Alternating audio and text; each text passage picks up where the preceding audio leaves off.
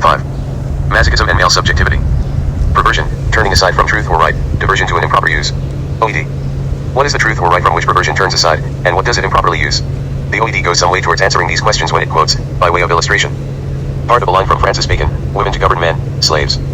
Freeman, being total violations and perversions of the laws of nature and nations. According to this grammatically deviant citation, perversion turns aside from both biology and the social order, and it does so through the improper deployment or negation of the binarisms upon which each regime depends, binarisms that reinforce each other in the case of gender, if not that of class. The truth or right which is thus subverted is the principle of hierarchy. Freud's account of perversion also stresses its diversionary and dissenting character. Perversions, he writes in 3 essays on the theory of sexuality, are sexual activities which either a. extend, in an anatomical sense, beyond the regions of the body that are designed for sexual union, or b. linger over the intermediate relations to the sexual object which should normally be traversed rapidly on the path towards the final sexual aim. Here, in utter disregard for Western metaphysics. The true or right is heterosexual penetration. All other sexual activities belong either to the category of foreplay, in which case they are strictly subordinated to end pleasure, or perversion. Coitus is ideally a reprise in miniature of the history of infantile sexuality, a history that begins with oral gratification and culminates with genital desire for an object of the opposite gender.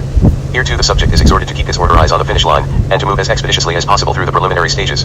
But, in both cases perversion intrudes as the temptation to engage in a different kind of erotic narrative, one whose organization is aleatory and paratactic rather than direct and hypotactic, preferring forepleasures to end pleasures, and browsing to discharge. Since every external and internal organ is capable of becoming an erotogenic zone, sexuality need not even be limited to the 3 stages Freud decreed for boys, or the 4 he ordained for girls. Infantile sexuality is polymorphously perverse, and even in the erotic activities of the most normal adult there are rudiments which, if they had developed, would have led to the deviations described as perversions. 2. I do not mean to suggest that polymorphous sexuality is more natural than genital sexuality. There is no form of human sexuality which does not marginalize, need, or substitute a phantasmatic object for the original and nutritive object.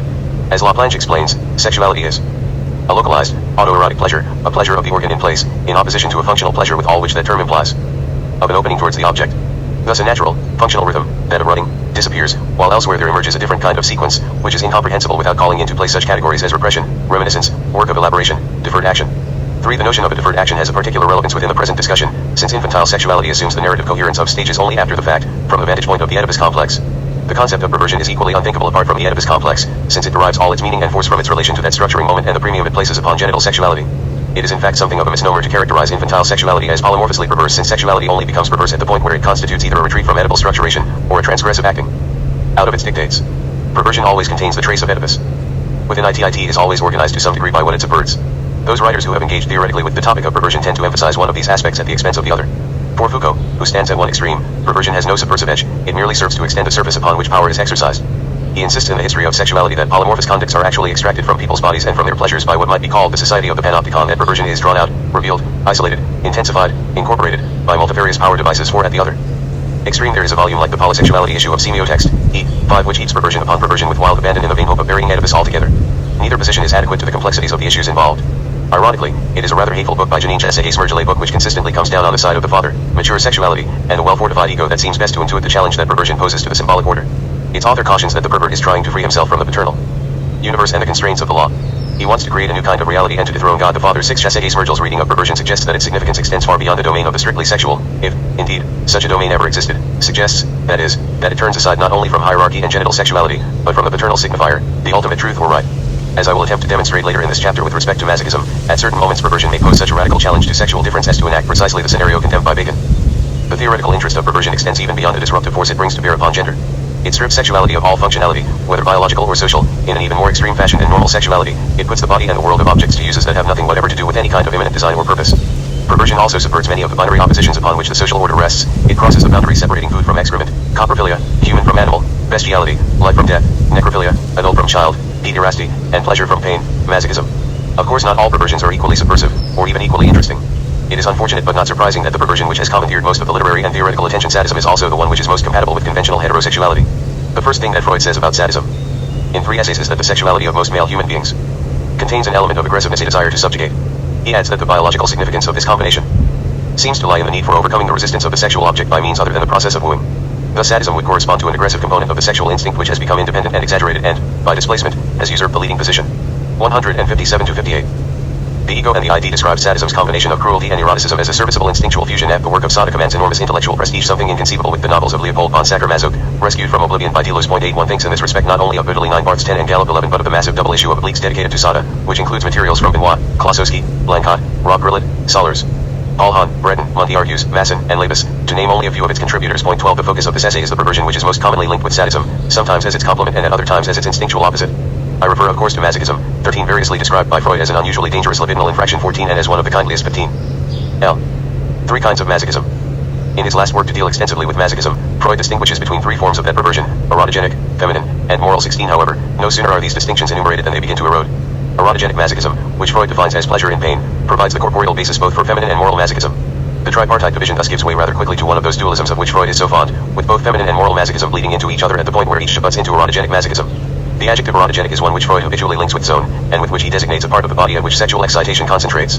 Implicit, then, in the notion of masochism, whether feminine or moral, would seem to be the experience of corporeal pleasure, or to be more precise, corporeal pleasure and pain.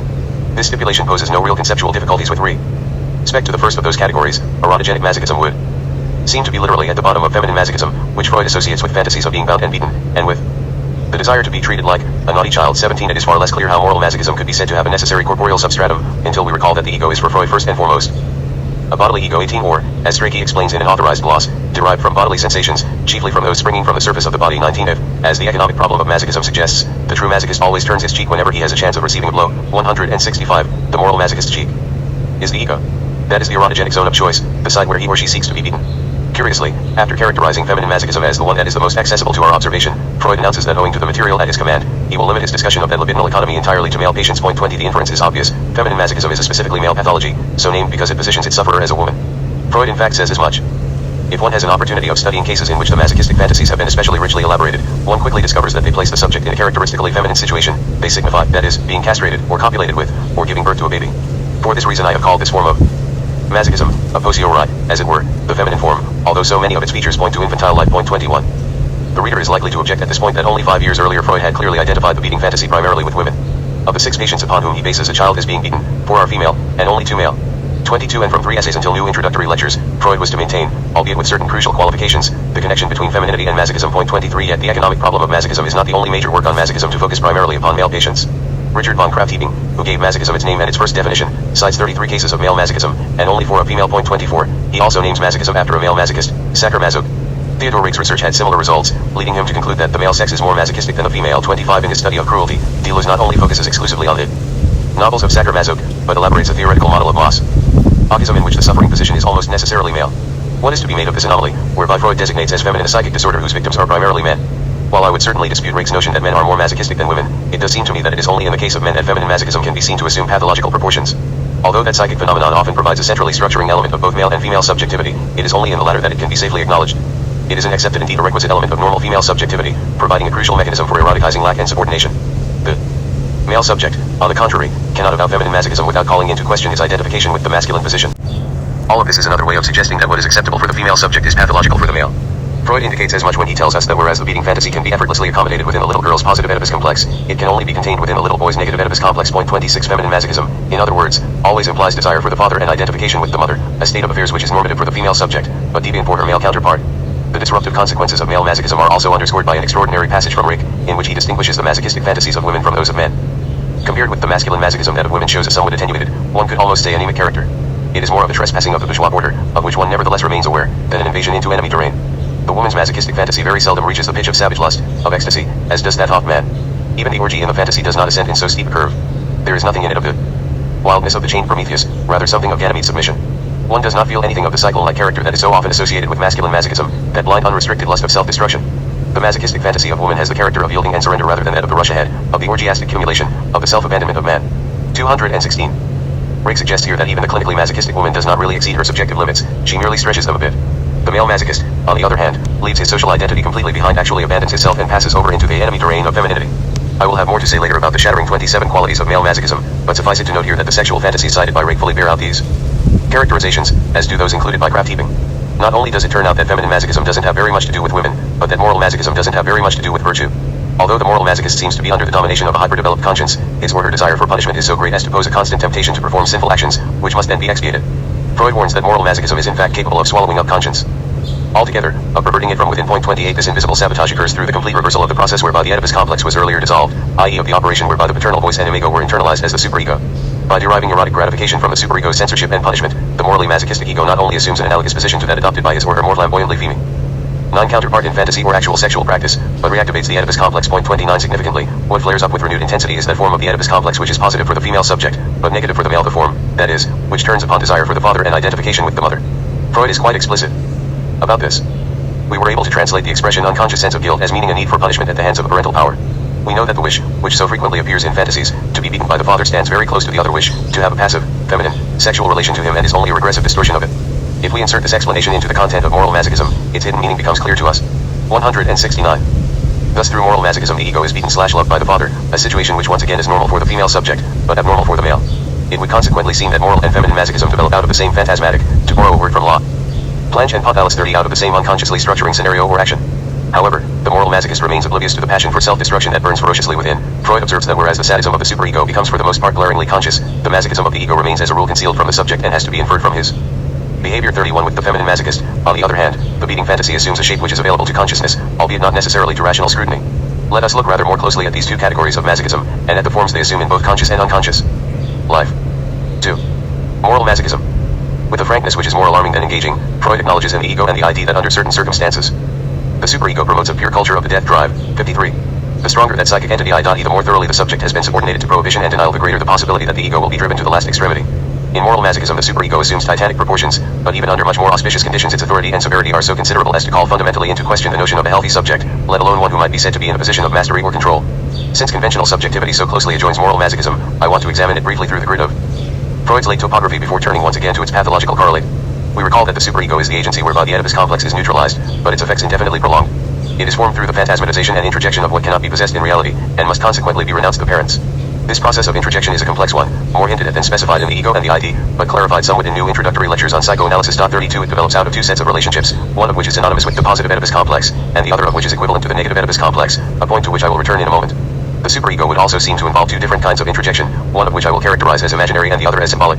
What I mean by imaginary introjection is the psychic process whereby one's loved figures are taken into the self as subjective models or exempla, i.e. with the formation of that image or cluster of images in which the ego sees itself as it would like to be seen. Symbolic introjection, on the other hand, designates the psychic process whereby the subject is subordinated to the law and the name of the father. Although the category of the superego subsumes both kinds of introjection in Freud, it more specifically designates the product of symbolic introjection.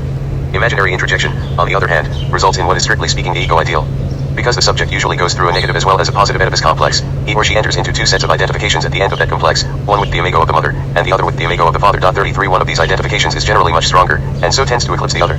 If all goes according to cultural plan, the stronger identification conforms to the positive Oedipus complex. Nevertheless, both have a part to play in the agency which they form within the ego, an agency which Freud describes as the ego ideal or superego, but which is more usefully designated by the first of those appellations. The ego ideal, I would maintain, represents one area or function of the superego but not its entirety, that face of each parent which is loved rather than feared. It articulates the ideal identity to which the ego aspires, and by which it constantly measures itself, but in relation to which it is always found wanting. It is the mirror in which the subject would like to see itself reflected, the repository of everything it admires. Freud argues in the ego and the ID that the introjection of these parental images desexualizes them, with the positive Oedipus complex cancelling out the object choice of the negative complex, and the negative Oedipus complex cancelling out the object choice of the positive complex. Desire for the father, in other words, gives way to identification with him, and desire for the mother to identification with her. The father identification will preserve the object relation to the mother which belonged to the positive complex and will at the same time replace the object relation to the father which belonged to the inverted complex, and the same will be true, mutatis mutandis, of the mother identification. 34. This desexualization has grave consequences for the ego, since it results in an instinctual diffusion. When object libido changes to narcissistic libido, that is, when love changes to identification, the aggression which was earlier commingled with that libido also loses its purchase, and turns around upon the subject's own self. No longer in the protective custody of eros, that aggression falls under the jurisdiction of the superego, which directs it against the ego. 54 to 55. Freud says some very inconsistent things about the gender of the superego. At some points in the ego and the ID he associates it with both parents, as we have seen, but at other points he connects it exclusively with the father. In one particularly important passage, in which he places great emphasis upon the paternal identity of the superego, he refers to the double aspect of that psychic entity, an aspect which he equates with two mutually exclusive imperatives: you ought to be like this, like your father, and you may not be like this, like your father, that is, you may not do all that he does, some things are his prerogative. 34. The first of these commands clearly issues from the ego ideal, whose function is to promote similitude between itself and the ego, but where does the second command come from? It comes, as Freud's reference to a double aspect would suggest, from another component of the superego, and one whose gender is much more delimited than that of the ego ideal. This other component is formed through the introjection of the symbolic father rather than his imaginary counterpart through the internalization of the father as law, gaze, voice on hot. This element of the superego has no necessary relation to any historical figure, but its gender is irreducibly masculine, at least within the present social order. It is, quite simply, the paternal function, and the ego is always already guilty in relation to it, guilty by virtue of Oedipal desire. Curiously, in light of the double parental complex, with the expectation it creates that both parents would have a part to play in it, Constitution of the superego. Freud asserts in The Ego and the ID that this entity is always a substitute for a longing for the father. 37. The context in which he makes this observation indicates that he is speaking not about the ego ideal, but about what, in the strictest sense of the word, is the superego. Freud adds that the psychic entity which replaces desire for the father contains the germ from which all religions have evolved, and produces the self-judgment which declares that the ego falls short of its ideal. This passage from The Ego and the ID consequently has staggering implications. It suggests that what is really at issue in the dissolution of the male Oedipus complex, what really motivates Freud to insist so strenuously upon its definitive terminus, is the male subject's homosexual attachment to the father. The relationship of the male ego to the superego would seem to grow out of, and ideally undo, the romance between father and son, or, to be more precise, the libidinal economy of the negative Oedipus complex, which hinges upon desire for the father and identification with the mother. 34. The situation is even more explosive than I have so far shown it to be. There is a fundamental impossibility about the position in which the male subject is held, an impossibility which has to do with the self-canceling structure of the Oedipal imperative. The only mechanism by which the son can overcome his desire for the father is to transform object libido into narcissistic libido, and in so doing to attempt to become a symbolic father. However, this metamorphosis is precisely what the superego prohibits by decreeing, you may not be like your father, you may not do all that he does, some things are his prerogative. The paternal law thus promotes the very thing that its severity is calculated to prevent, a contradiction which must function as a constant inducement to reconstitute the negative Oedipus complex. It is hardly surprising, in view of all this, that the relationship of the ego to the superego should be susceptible to sexualization. Eros is in fact never far away. But what form does the sexuality take? Freud leaves us in no doubt on this particular point. In Civilization and its Discontents he describes a situation where the ego comes to take pleasure in the pain inflicted upon it by the superego, where fear of punishment gives way to the wish for it, and where cruelty and discipline come to stand for love. The sense of guilt, the harshness of the superego is the same thing as the severity of the conscience. It is the perception which the ego has of being watched over in this way, the assessment of the tension between its own strivings and the demands of the superego. The fear of this critical agency, a fear which is at the bottom of the whole relationship, the need for punishment, is an instinctual manifestation on the part of the ego, which has become masochistic. Under the influence of a sadistic superego, it is a portion of the instinct towards internal destruction present in the ego, employed for forming an erotic attachment to the superego. 136. This description conforms precisely to what Freud was somewhat later to name moral masochism. However, the condition it describes differs from normalcy only in degree and erotic intent. The prototypical male subject oscillates endlessly between the mutually exclusive commands of the male ego ideal and the superego, wanting both to love the father and to be the father, but prevented from doing either. The morally masochistic male subject has given up on the desire to be the father, and may in fact have turned away from the paternal ego ideal to the maternal one, and from identification with the father to identification with the mother. However, he burns with an exalted ardor for the rigors of the superego. The feminine masochist, to whom I shall return later in this chapter, literalizes the beating fantasy, and brings this cruel drama back to the body. 3. Christian masochism. Theodore Rake's exhaustive study of masochism warrants some attention at this point, both because it has been so extensively mined by Deleuze and others, and because it manifests so extreme a sensitivity to the formal features of that pathology. Although it begins with a discussion of masochism as a sexual perversion, a discussion studded with some quite compelling fantasies, to one of which we will circle back later, its chief focus is moral, or what Rake calls social, masochism. Masochism in sex and society characterizes that psychic economy as closed and self-referential, and associates it with exhibitionism, or demonstrativeness, revolutionary fervor, and suspense, a surprising catalog at first glance. As I will attempt to demonstrate, certain parts of this definition clearly pertain to that model of moral masochism which Freud associates with the ego/superego dynamic, but other parts point toward a rather different paradigm. Like Freud, Rake stresses that in moral or social masochism the subject functions both as the victim and as the victimizer, dispensing with the need for an external object. Even when punishment seems to derive from the external world, it is in fact the result of a skillful unconscious manipulation of adverse incidents. 304. The psychic economy of moral masochism is therefore strikingly self-contained. Social masochism springs from the intermediate phase of the development of fantasy, during which the pain-inflicting and the pain-enduring person are identical, impersonating simultaneously object and subject by emphasis. Also in the masochistic attitude toward life there is generally no object discernible that imposes the suffering and is independent of the ego. It is certainly extant in fantasy, but it does not appear in reality and remains in the twilight where it merges into the ego. This type of masochistic character behaves almost autoerotically. 333. However, Rake does not foreground the role of the superego in moral masochism. The internal agency of punishment remains curiously unspecified in his text. He also gives fantasy a more privileged position within moral masochism than does Freud. Indeed, he maintains that it plays as centrally structuring a role there as it does in what he calls perverse masochism. Here, again, the emphasis falls exclusively on the ego. Even when other figures appear in these fantasies, they are in effect stories with a single character. 314. Finally, Rake claims that the fantasies at the heart of masochism remain strictly unconscious, and that they always express the same desire, the desire to be rewarded for good behavior. Consequently, although they invariably dramatize the sufferings and defeats of the fantasizing subject, that is only to make the final victory appear all the more glorious and triumphant. 315. Both in its exclusive focus upon the ego, and in its apparent impule design towards the enhancement of that psychic entity, Rake's moral masochism would seem to differ significantly from Freud's. We will, however, discover more substantive differences between the two forms of moral masochism than those I have already noted. The latter will also evaporate upon closer scrutiny. Ultimately, the moral masochism identified by Rake occupies a theoretical position somewhere between Freud's version of that pathology and feminine masochism, manifesting aspects of both. The second of the qualities enumerated above, exhibitionism or demonstrativeness, is one which Rake claims to be an indispensable feature not only of moral or social masochism, but of all masochism. In no case of masochism can the fact be overlooked that the suffering, discomfort, humiliation, and disgrace are being shown, and so to speak put on display. In the practices of masochists, denudation, and parading with all their psychic concomitant phenomena play such a major part that one feels induced to assume a constant connection between masochism and exhibitionism. 72. As we will see later in this chapter, the demonstrative feature occupies a prominent place within Rake's account of feminine or perverse masochism. However, many of the most striking examples of exhibitionism that he cites are drawn from moral or social masochism. Once again, this places him in opposition to Freud, who claims that whereas the superego's desire to inflict injury is usually glaringly obvious in moral masochism, the ego's desire for punishment generally escapes the attention both of others and of the subject itself. What are we to make of this discrepancy? A quick survey of Rake's example suggests that his attention may be focused upon a different variety of moral masochism and that spotlighted by Freud that his concern may ultimately be with Christian masochism, even when he is discussing more secular instances. Not only does he devote a whole chapter to the paradoxes of Christ, but most of the other cases of moral masochism that he cites are drawn from the lives of saints and martyrs. As in Freud's account of moral masochism, Rake's typical subject seems ardently given over to self-mortification of one kind or another. One particularly commodious sentence functions as a kind of display window, disclosing Benedict rolling himself in thorn hedges, Macarius sitting naked on an anthill, and Anthony flagellating himself incessantly. 351, but the psychic dynamics are otherwise quite different. 35 to begin with, an external audience is a structural necessity, although it may be either earthly or heavenly. Second, the body is centrally on display, whether it is being consumed by ants or roasting over a fire.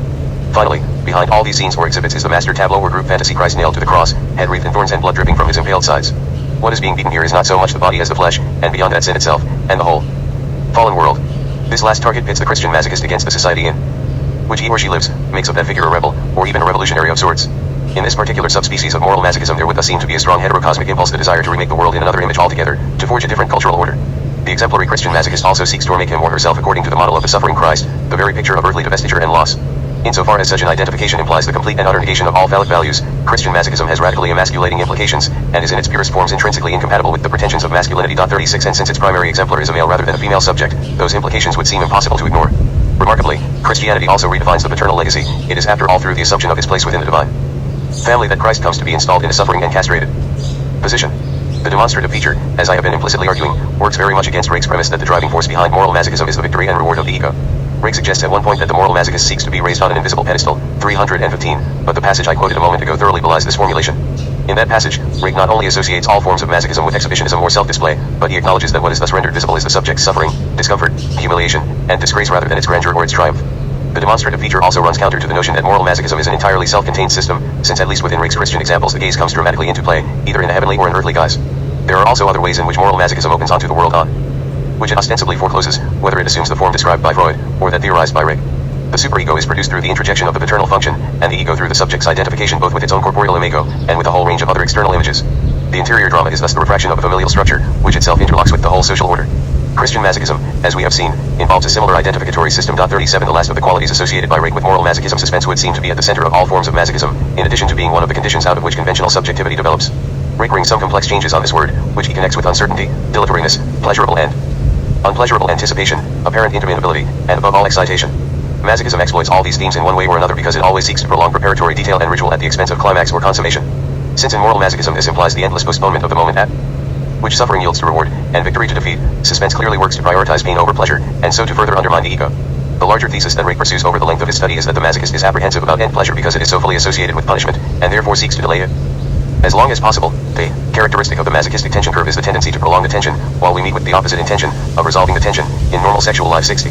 However, Rake also maintains elsewhere in masochism in sex and society that the masochist rushes toward the punishment he or she fears in order to get it over with as quickly as possible. Through this flight forward the normal sequence of pleasure and pain is reversed, and the latter is experienced before the former. This is how Rake accounts for the suffering in masochism, to which he claims the subject would never submit except as the price of what is always fundamentally a sexual gratification. There is a basic contradiction here. If the masochist rushes to experience the necessary punishment before indulging in pleasure so as to thereby assure an untroubled enjoyment of it, why should he or she then delay the moment of gratification for as long as possible out of fear of the consequences? This contradiction is part and parcel of Rake's refusal to admit that the masochist in fact seeks out punishment, of his inability to entertain the possibility that for some individuals pleasure might actually inhere in pain and in the psychic destabilization to which it leads. Such an eventuality would represent the radical perversion of the pleasure principle, which endeavors to keep the quantity of excitation present in the mental apparatus as low as possible, or at least to keep it constant. 38 It would indicate, that is, that pleasure, and specifically sexual pleasure, can accompany an excruciating increase in such tension. Freud himself has of course prepared us for such a development. He remarks on more than one occasion that pain trenches into pleasure, a verb which the OED glosses as to cut into, to enter into so as to affect intimately. 3 essays includes the observation that nothing of considerable importance can occur in the organism without contributing some component to the excitation of the sexual instinct, 205, and the economic problem of masochism adds that the excitation of pain and unpleasure would be bound to have the same result too, 163. However, Freud's theory of pleasure is closely imbricated with his account of the way in which identity is formed, i.e. with what he has to say about the secondary process and the maintenance of a quiescently cathected ego.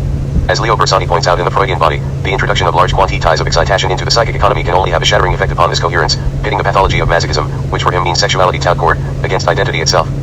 The pleasurable-unpleasurable tension of sexual excitement occurs when the body's normal range of sensation is exceeded, and when the organization of the self is momentarily disturbed by sensations or affective processes somehow beyond those compatible with psychic organization. Sexuality, i.e. masochism, would be that which is intolerable to the structure itself.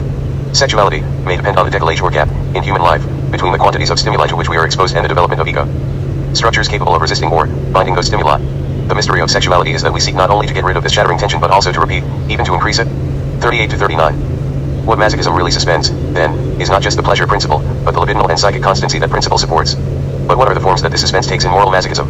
The Christian, of course, lives his or her life in perpetual anticipation of the second coming. The figural meaning which this anticipation implants in present sufferings makes it possible for them to be savored as future pleasures, with time folding over itself in such a way as to permit that retroactivity to be already experienced now, in a moment prior to its effectivity. Such is the fundamentally perverse nature of Christian suspense and the pain it sanctifies and irradiates, a suspense which works against anything approximating psychic coherence. Freud's moral masochist also lives in suspense, but without the promise of a redemptive end pleasure. Here suspense has a double face. It signifies both the endless postponement of libidinal gratification, and the perpetual state of anxiety and apprehension which is the result of that renunciation and of the superego's relentless surveillance. Of course, these forms of suspense are not limited to the moral masochist, they are also part of the cultural legacy of even the most conventionally structured of subjects. All that distinguishes the former from the latter is that his or her ego seeks to increase rather than decrease that tension, whether through the commission of misdeeds, which will then elicit punishment, or more classically through the punctiliousness of its obedience. Freud warns us that the more perfectly the ego conforms to the superego's mandates, the more ferocious and exacting that censoring mechanism becomes. 39 It would thus seem that the ego's goodness can actually become a request to be beaten. The moral masochist, in short, seeks to intensify both forms of the suspense which is so, seemingly, intolerable to the ordinary subject. Freud is quite explicit about the challenge which this poses to the stability and robustness of the ego, remarking in The Economic Problem of Masochism that in order to provoke punishment from the superego, the masochist must do what is inexpedient, must act against his own interests, must ruin the prospects which open out to him in the real world and must, perhaps, destroy his own real existence. 169 to 70. 4. Feminine masochism. Let us now turn to feminine masochism via A Child is Being Beaten, which is without a doubt the most crucial text for understanding that perversion.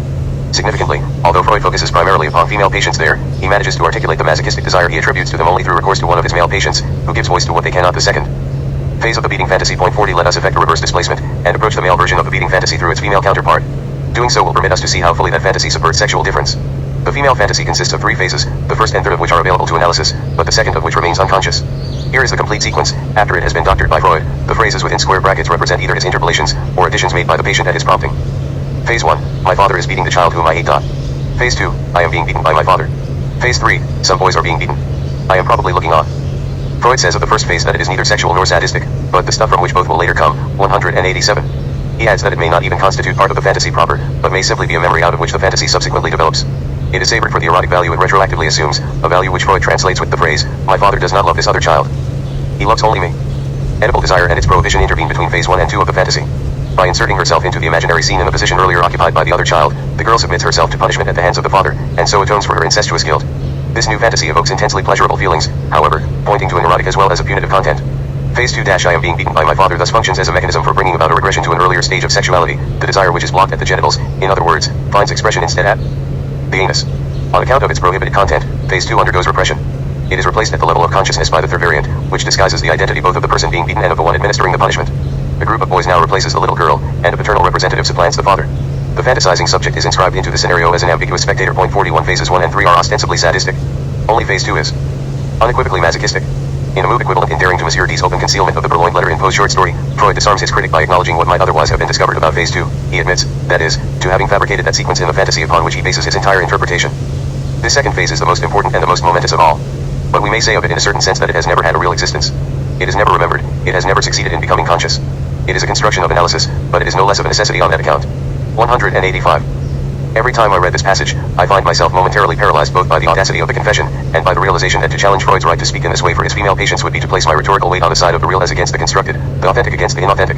Yet, struggle as I inevitably do against this paralysis, I can find nothing to dispute in Freud's account of phase 2, apart from the fact that he finds what he is looking for in one of his male patients' case histories. The change from the active to the passive form of the verb to be from phase 1 to phase 3 can only have been effected through the mediation of the instinctual vicissitude indicated in phase 2. In other words, the transition from phase 1 to phase 3 moves the subject from hetat-aggression to what appears to be sadism, and hence from the dimension of simple self-preservation to that of sexual ity. As Laplanche has compellingly argued, that movement necessitates not only the propping of sexuality upon aggression, i.e. upon the death drive, but the turning around of that sexualized aggression upon the fantasizing subject's own self. 85 to 102. It is only in the second movement that the now eroticized aggression can be redirected outward once again, this time in the form of sadism. I would therefore agree with Freud that what he identifies as phase 2 is behind phase 3, and that implicit in the later moment is a masochistic identification with the beaten children. At the same time, I do not think that phases 2 and 3 can be completely collapsed, or that the wish for pleasurable pain exhausts the latter's meaning. Greater attention should be paid here to the manifest content of the conscious fantasy, and to its substitution of boys for a girl. The final phase attests to 3 transgressive desires, not one of which Freud remarks upon, but which clamor loudly for my attention, to the the desire that it be boys rather than girls who be loved/disciplined in this way, to the desire to be a boy while being so treated by the father, and, finally, to the desire to occupy a male subject position in some more general sense, but one under the sign of femininity rather than that of masculinity. These three desires clearly converge around one thing, a narcissistic investment in a subject position which it would be transgressive for a man to occupy, but which is almost unthinkable for a woman, since it implies an identification with male homosexuality. Why should this identification fall so far outside the social pale? Because even what generally passes for deviance is held to a recognizable and manageable paradigm, i.e. to one that reinforces the binary logic of sexual difference, despite inverting its logic. Thus when a woman doesn't identify with a classically female position, she is expected to identify with a classically male one, and vice versa in the case of a man. The female version of the beating fantasy, then, attests to the desire for imaginary variations that fall outside the scope of the psychoanalytic paradigm. Freud comes close on 2 occasions to commenting upon the last of the wishes enumerated above, but both times he pulls back from what he is on the verge of discovering. At the end of section 4 he observes that when girls turn away from their incestuous love for their father, with its genital significance, they easily abandon their feminine role. They spur their masculinity complex into activity, and from that point forward only want to be boys. For that reason the whipping boys who represent them are boys too. 191. Here the contradiction between having a masculinity complex and representing oneself as a group of whipping boys goes unnoted by Freud. In a subsequent passage, however, he points out that the girl's identification with the male position does not imply an identification with activity. The girl turns herself in fantasy into a man, without herself becoming active in the masculine way. 199. In section 6 of A Child is Being Beaten, Freud suggests that the female subject occupies not only one, but 2 unconventionally masculine positions in phase 3 of the beating fantasy. In the course of describing the various shifts that occur over the history of the beating fantasy, he explicitly states that in phase 3 the girl turns herself into the group of boys. 196. A few pages later, however, he indicates that in her capacity as onlooker of the beating scene, the girl occupies another position indicative of a masculinity under erasure. After observing that the girl turns herself in fantasy into a man without herself becoming active in the masculine way, he adds that she is no longer anything but a spectator of the event which takes the place of a sexual act. 199. The first of these masculine positions, that of passive male homosexuality, is the position into which the male subject inserts himself in the masculine version of the beating fantasy, and there it has an emphatically maternal significance. Freud maintains that it is derived from a feminine attitude toward his father. 198, i.e. from the negative Oedipus complex. The male subject thus secures access to femininity through identification with the mother. By turning herself in fantasy into the whipping boys, the female subject is in turn given imaginary access to this borrowed femininity through the image of the male body. Femininity is thus both radically denatured, and posited as the privileged reference point by means of the curious relay that is set up between these 2 versions of the beating fantasy. But there is also an ineluctable difference at work here, since it is clearly not the same thing, socially or even psychically, for the girl to be loved/beaten by the father as it is for the boy. Through her identification with the whipping boys in phase 3, the girl establishes an imaginary connection not only with a feminized masculinity, but with that difference. Is not this the beginning of a sexual relation? It is perhaps less evident how the girl's spectatorial position in phase 3 also aligns her with an unmanly masculinity.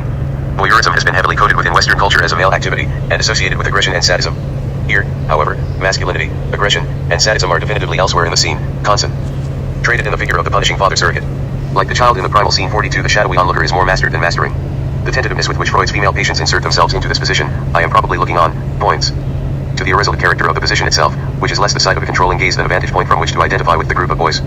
Before leaving the female beating fantasy, I want to note that the pronoun I is conspicuously missing from those parts of it which are available to consciousness, except in the adumbrative qualification about spectatorship, and in fact figures prominently only in that phrase which is a construction of psychoanalysis, a detail which chapter 6 will attribute to heteropathic identification. Heteropathic identification is the obverse of idiopathic identification, whereas the latter conforms to an incorporated model, constituting the self at the expense of the other who is in effect swallowed. The former subscribes to an exteriorizing logic, and locates the self at the side of the other.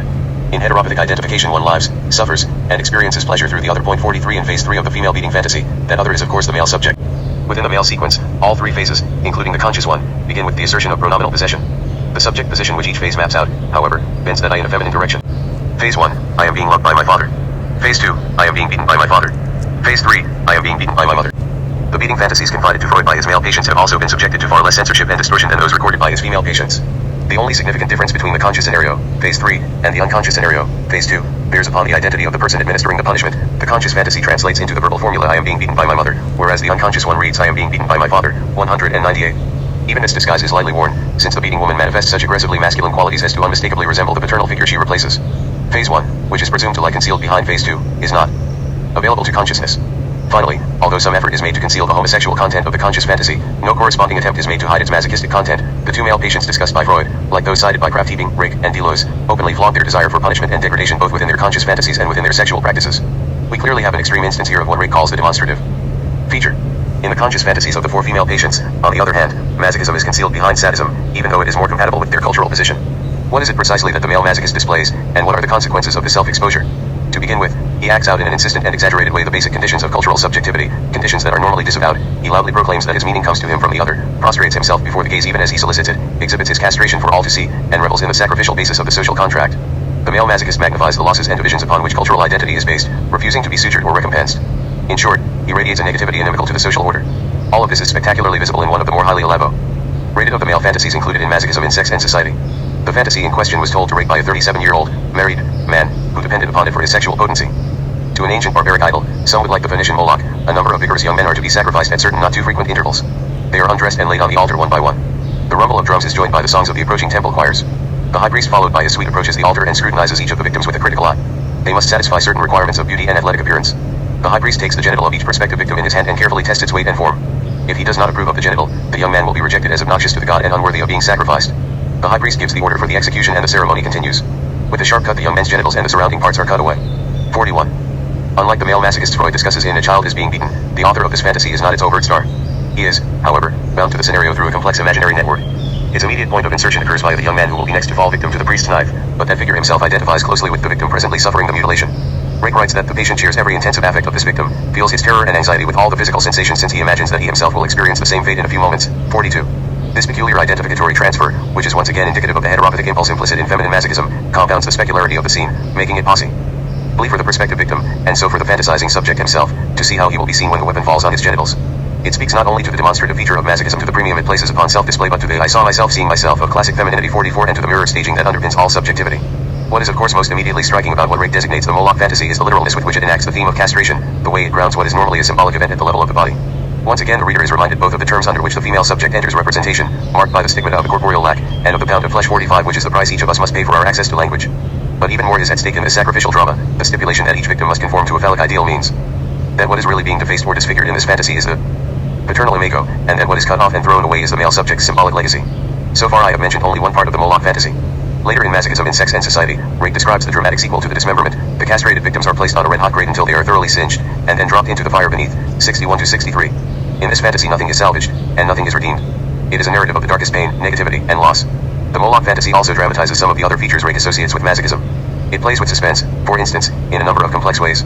First, there is the thrillingly terrifying anticipation built into a situation where the subject imagines himself the second person in line to suffer various atrocities, and must first watch what will later happen to himself. Then there is a narrative structure which works to defeat the apparent climax of castration by making that event only the prologue to even more profound sufferings. Suspense is literalized through the great mechanism, which dangles the victims over the engulfing fire, and further incorporated as a dramatic device through the mandate that they be adequately singed before being dropped into the flames. The key question at this juncture, a question which pushes the suspense to an almost unbearable level of intensity, is whether the victims will be able to sustain the pain, and remain on the grate until they are ceremonially ejected, or whether they will instead fling themselves onto the fire so as to achieve a quick death. A variation which is sometimes built into the middle of the fantasy further compounds the fearful tension. Two of the prisoners are obliged to tend the fire which will subsequently consume them. The author of the Moloch fantasy coordinates it with coitus, provided that the synchronization works. Ejaculation occurs at the precise moment that the suspense becomes unbearable, and the victim with whom he identifies finally surrenders himself or is subjected to death. Like the other feminine masochists discussed by Rake, this patient seems to increase the psychic tension until there is a veritable physiological explosion. This dramatic escalation of anxiety and apprehension violates Freud's notion of the pleasure principle fully as much as does the actual implementation of sexual or religious torture, suggesting once again the shortcoming of any theoretical account of pleasure which stresses constancy over rupture, and coherence over shattering.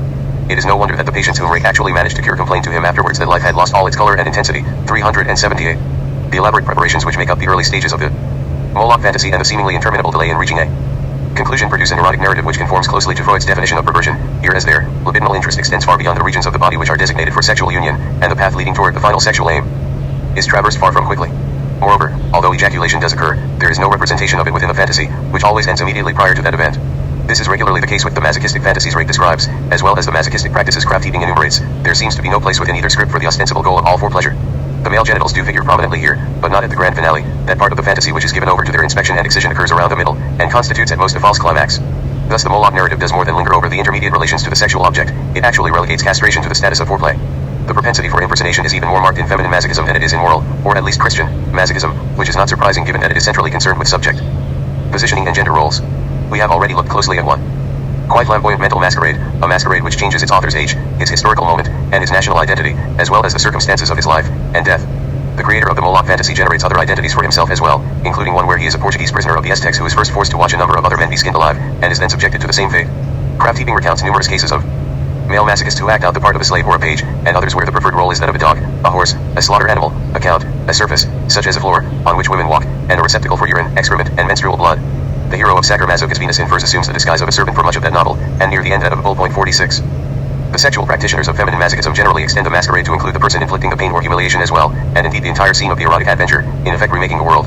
This heterocosmic impulse is particularly pronounced in the Moloch and Aztec scenarios to which I referred above, which relocate the fantasizing subject in another time and place altogether. It is also strikingly evident in Venus in Furs, where Severin and want to actually leave the country in which they are living for one in which they will be better able to pass as mistress and slave.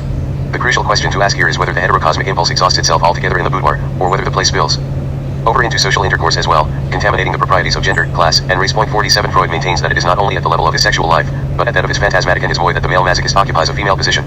In A Child is Being Beaten, he writes that femininity assumes the status of a subjective conviction for the male masochist. 197. He suggests, that is, that the male masochist believes himself to be a woman at the deepest level of his desire and his identity. Near the end of A Child is Being Beaten, he also notes that the fantasy of corporal punishment manifests itself only in unmanly boys and unwomanly girls, and that it is a trait of femininity in the boy and of masculinity in the girl which must be made responsible for the construction of the fantasy. 202. The degree to which this femininity manifests itself in the conscious existence of the male masochist depends, of course, upon the strength of the masculine protest 48 which he brings to bear against it, upon whether or not he fortifies himself against the woman within. It is, however, a significant fact that phase 3 of the male version of the beating fantasy makes no attempt to disguise the masochistic position of the fantasizing subject, although it is somewhat more reticent about the latter's homosexuality. Ironically, moreover, the transformation of the agent of punishment from the father to the mother actually functions to accentuate the male masochist's femininity, since it affects so dramatic a reversal of traditional gender roles. Freud makes the astonishing observation in A Child is Being Beaten that there is no trace within the masochistic unconscious, whether male or female, of the wish to be loved by the father, of the taboo desire from which the entire condition of masochism ostensibly derives. In regressing back to the anal stage of sexuality, the masochist apparently manages to erase all record of that variant of edible genitality which is generally held to be positive for the girl, and negative for the boy. Whatever is repressed from consciousness or replaced in it by something else remains intact and potentially operative in the unconscious. The effect of regression to an earlier stage of the sexual organization is quite another matter. As regards this, we are led to believe that the state of things changes in the unconscious as well. Thus in both sexes the masochistic fantasy of being beaten by the father, though not the passive fantasy of being loved by him, lives on in the unconscious after repression has taken place. 199 to 200. If Freud is to be believed on this point, male masochism constitutes a veritable hermeneutic scandal. The passage I have just quoted suggests that the first phase of the male beating fantasy, I am being loved by my father, is entirely a construction of psychoanalysis, and in a much more extreme sense than the second stage of the female sequence can be said to be. It also suggests that the unconscious significance of the fantasy is completely exhausted by phase 2, which as I have already noted differs from phase 3 only with respect to the gender of the person administering the punishment. Here there is no radical divide of manifest from latent content. The door to the unconscious need not be picked, it is already slightly ajar, and ready to yield at the slightest pressure. There are other implications as well. If no record can be found within his unconscious of the desire to be genitally loved by the father, the male masochist cannot be domesticated by substituting the penis for the whip. His, barely, repressed desire runs directly counter to any reconciliation of father and son, attesting irrefutably to the violence of the familial and cultural contract. His sexuality, moreover, must be seen to be entirely under the sway of the death drive, devoid of any possible productivity or use value. It is no wonder that Freud pulls back from promising a psychoanalytic cure in the case of the feminine masochist. 197. 5. The mother in male masochism. The moment has come to do more than refer in passing to Deleuze's extremely interesting study of masochism, with which this chapter has a good deal of sympathy. Deleuze argues that masochism is entirely an affair between son and mother, or to be more precise, between the male masochist and a cold, maternal, and severe woman whom he designates the oral mother. Through the dispassionate and highly ritualized transaction that takes place between these two figures, the former is stripped of all virility, and reborn as a new, sexless man, and the latter is invested with the phallus. Although the mother assumes a dominant position within this scenario, Deleuze stresses that she is formed by the son. 21. What is beaten in masochism is consequently not so much the male subject as the father, or the father in the male subject. Masochism works insistently to negate paternal power and privilege. A contract is established between the hero and the woman, whereby at a precise point in time and for a determinate period she is given every right over him. By this means the masochist tries to exorcise the danger of the father and to ensure that the temporal order of reality and experience will be in conformity with the symbolic order, in which the father has been abolished for all time. Through the contract, the masochist reaches towards the most mythical and most timeless realms, where the mother dwells. Finally, he ensures that he will be beaten. What is beaten, humiliated, and ridiculed in him is the image and likeness of the father, and the possibility of the father's aggressive return. The masochist thus liberates himself in preparation for a rebirth in which the father will have no part. 58. This argument offers a utopian rereading of masochism. 49. There is an obvious danger that it be taken literally, as designating the standard form of that perversion, rather than its visionary reconfiguration. It is crucial to grasp that although Deleuze does in fact claim that masochism has nothing to do with the father, he obviously knows full well that this is not the case. His account of that libidinal infraction cannot be understood apart from the mechanism of disavowal, which he not only places at the center of its organization, but himself deploys throughout his study whenever he refuses to acknowledge the place of the father within masochism. In a key passage, Deleuze asserts that masochism proceeds from a twofold disavowal, a positive, idealizing disavowal of the mother, who is identified with the law, and an invalidating disavowal of the father, who is expelled from the symbolic order. 60. He thereby clearly indicates that within the masochism about which he speaks paternal power and the law are present only negatively. Through the repudiation that the masochism he celebrates is a pact between mother and son to right the father out of his dominant position within both culture and masochism, and to install the mother in his place. The contract between Wanda and Severin is one dramatization of that erasing creature, but masochism, an interpretation of coldness and cruelty, is itself another. The fact that both Deleuze and his male masochist are so busy disavowing the father's phallus and the mother's lack clearly indicates that both inhabit an edible universe which only the force of a radically heterocosmic imagination can unmake, and not as one recent writer suggests a pre-edible realm from which all masochism derives. 50. Deleuze himself tells us all this in a brilliant account of disavowal and fetishism. Disavowal should perhaps be understood as the point of departure of an operation that consists neither in negating nor even destroying, but rather in radically contesting the validity of that which is. It suspends belief in and neutralizes the given in such a way that a new Horizon opens up beyond a given and in place of it. Fetishism is first of all a disavowal. No, the woman does not lack a penis. Secondly, it is a defensive neutralization, since, contrary to what happens with negation, the knowledge of the situation as it is persists, but in a suspended, neutralized form. In the third place, it is a protective and idealizing neutralization, for the belief in a female phallus is itself experienced as a protest of the ideal against the real. It remains suspended or neutralized in the ideal, the better to shield itself against the painful awareness of reality. 28 to 29. Delos thus makes it possible for us to see that the mother not only stands in for the father in phase 3 of the male version of the beating fantasy, but usurps his prerogatives. In inviting the mother to beat and or dominate him, the feminine masochist transfers power and authority from the father to her, remakes the symbolic order, and ruins his own paternal legacy. And that is not all. As Freud remarks of those two patients in A Child is Being Beaten, the conscious fantasy of being disciplined by the mother has for its content a feminine attitude without a homosexual object choice. 199. It thereby affects another revolution of sorts, and one whose consequences may be even more transformative than the male subject's fantasy of being beaten by the father. It constitutes a feminine yet heterosexual male subject. As with phase 3 of the female beating fantasy, phase 3 of the male beating fantasy wreaks havoc with sexual difference. While it is true that the father is left holding the whip at the level of the unconscious phantasmatic, it is also the case that the son does not there manifest any desire to fill his boots. The mother functions as the crucial side of identification in all of the variants of the male beating fantasy. The male masochist as he is presented by Freud in A Child is Being Beaten thus not only prefers the masquerade of womanliness to the parade of virility, but he articulates both his conscious and his unconscious desires from a feminine position. And although he seems to subordinate himself to the law of the father, that is only because he knows how to transform punishment into pleasure, and severity into bliss. This male masochist deploys the diversionary tactics of demonstration, suspense, and impersonation against the phallic truth or right, substituting perversion for the perversion of exemplary male subjectivity. Although I have stressed the heterocosmic tendencies of feminine masochism, I do not mean to erect it as the model for a radically reconstituted male subjectivity. As I have already remarked more than once, masochism in all of its guises is as much a product of the existing symbolic order as a reaction against it. Although in its masculine variance it shows a marked preference for the negative over the positive Oedipus complex, it nevertheless situates desire and identification within the parameters of the family. Moreover, by projecting a cruel or imperious authority before whom he abases himself, the feminine masochist acts out in an exaggerated, anthropomorphic, and disruptive way the process whereby subjects are culturally spoken. Until our dominant fiction undergoes a radical metamorphosis, however, subjectivity will always carry the imprint of the family. And even in the event of such a metamorphosis, the subject will still be defined by lack and alterity. We cannot, then, start from zero with subjectivity. We can only hope to negotiate a different psychic relation to the laws of language and kinship structure than that dictated by the dominant fiction. Male masochism represents one way of doing so. In the next chapter, we will return to the cinema of Rainer Werner Fassbinder, which functions as a virtual showcase for male masochism. As we will see, films like In the Year of 13 Moons and Berlin Alexanderplatz are committed to the utter ruination of masculinity. At the same time, they make the process of experiencing and observing that ruination conducive of a pleasure bordering on ecstasy. Our exploration of these two films will provide the occasion for an extended discussion of that suicidal variety of identification which I have linked with feminine masochism, the heteropathic. Chapter 7. White skins, brown masks, the double mimesis, or with Lawrence. In Arabia, we'll introduce yet another category of male masochism, one commensurate with virility and with the paternal legacy. It will also explore some of the implications of feminine masochism for race and class.